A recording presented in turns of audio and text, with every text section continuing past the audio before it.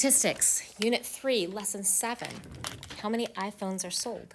We're going to be discussing the residual plot, standard deviation of residuals, which is also known as S, and R squared today.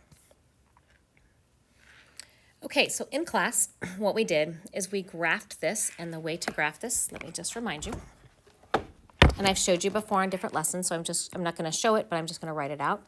So the first step is going to go to New Document, and then you're going to go to number 4, which is a spreadsheet. And you're going to go ahead and make your data. So you're going to have a year and units sold. Make sure you label them. You have to have some sort of label. Once it's done there, to be able to get the line, you're going to go to Control Doc, and then Doc, and number 5, which is Data and Statistics. You're going to hover over the x-axis, and you'll see, and then push the middle, you know how it has arrows on your calculator, the middle one, to choose your x, which is the year, and do the same for the y, to choose your units sold. You'll have your data, and then be able to get your line. You're going to go to be able to get the line, you're going to go to Menu, 4, which is Analyze, 6 is Regression, and 2 is Show Linear. Yes, 1 is also Show Linear. However, 2 is the way that we write our linear equation, the order that we do in statistics.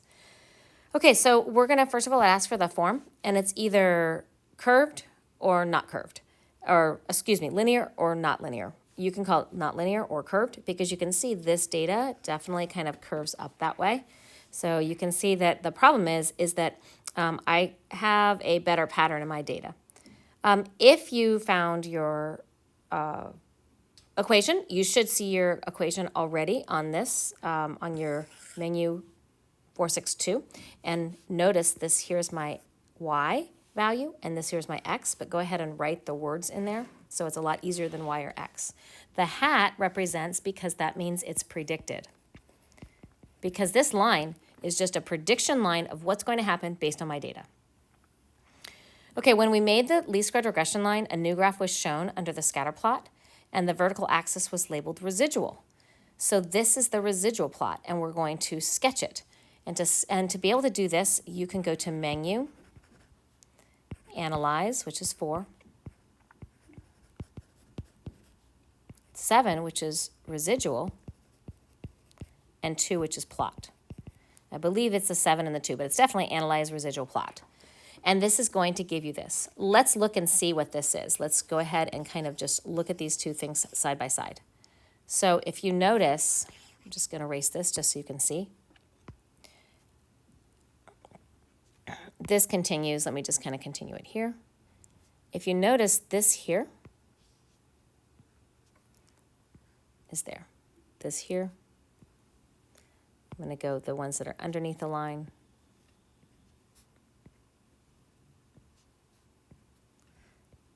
You see it's the same thing. So basically what this is the residual plot is just kind of a magnification of my actual data. And those little lines that I have are just the residuals. Those are just my leftovers. The ones that are on the top, this represents all these here, represent this middle line. Remember, if it's smack dab on the line, let's say it's right here, the dot's right there, then this here would be my residual, right smack on the line. So the line here at 0, you can see, that means that the actual and the predicted are the same because these here are actual points, right? All these points are actual points. And this line is the predicted.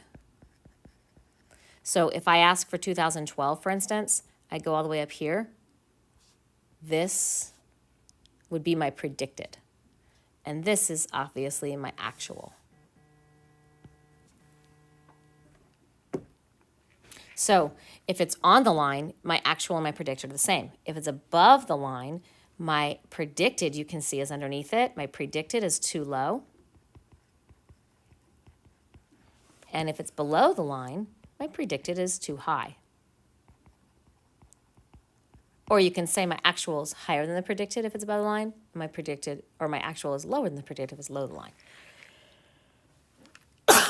But this is bad because I have a pattern. You see it's high, low, high. This is too high, too low, too high. So it's like a smiley face or a parabola.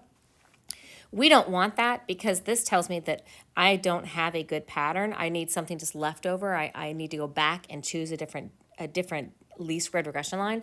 We want just random scattered that doesn't really give me any particular pattern. So this next one is a good pattern because it's a good residual plot because there is no pattern. There's no curve pattern. It's just kind of random. Excuse me. So this number 5 is basically a brand new one. And that's a good residual plot. All right, if you go, we're going to skip this part here. You can go to linear regression, show linear. You can do to quadratic regression and show quadratic. And you can see that the quadratic is actually going to be a better model for this. But we're not going to really go deeply into this part here. But to get the linear S and R squared, that would be from your spreadsheet. Make sure you go to the spreadsheet first. You would do menu 44A, which is menu, stats, test, and then linear regression. And you'd have an X drop-down menu and a Y drop-down menu. And you'd put your X in there, which was year, and your Y, which was units. And then you'll have all of the data. My S is the average distance of these little bars that I drew, the little shaded areas that I have, all of these. That's what those are, I'm just going to make the different colors that I made them. That's the average distance of the residuals.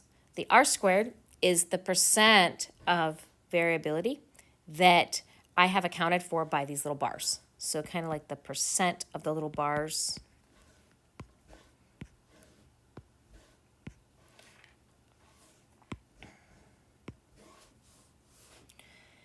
The two things I needed you to make sure you understand is residual plot. A good model is random scatter. A bad model is where there is an actual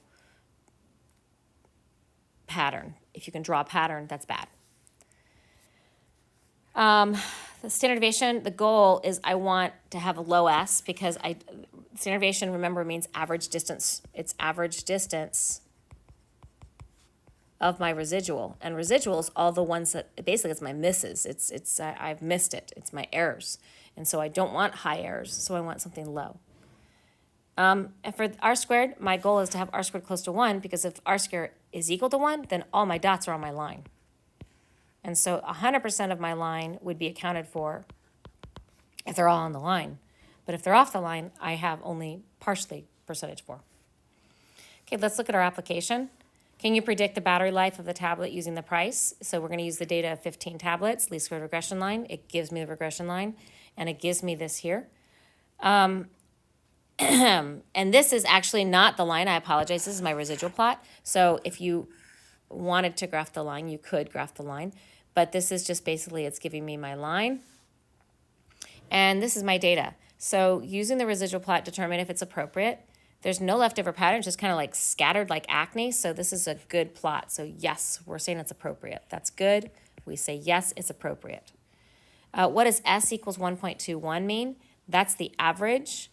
So the actual battery life is typically 1.21 hours away. So what that means is because my actual minus my predicted that's on the line, and each one of these, right, that's the average line. Average length of this line, basically, is what that's saying.